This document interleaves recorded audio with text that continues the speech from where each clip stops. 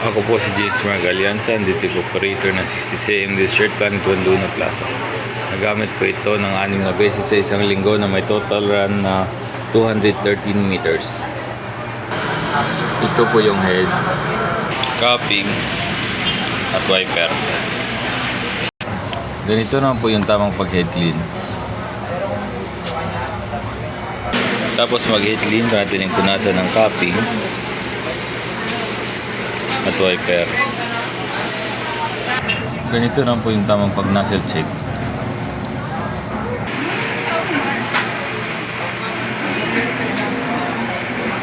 Buo naman po siya.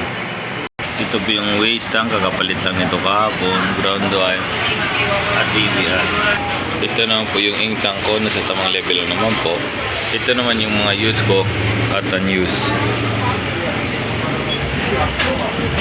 Meron akong 3 film, 6 na white, 4 na yellow, 5 black, 3 magenta, 3 cyan, 7 solution, at 4 na powder. Ito naman po yung consumable monitoring ko.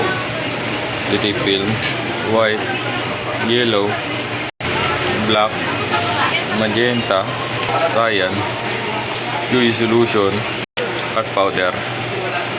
Ito naman yung monthly maintenance checklist ko, updated na po. Ito naman po yung daily output recording ko from March 9 to 15. Updated naman po. At dito na po yung magtatapos yung vlog ko. Maraming salamat po.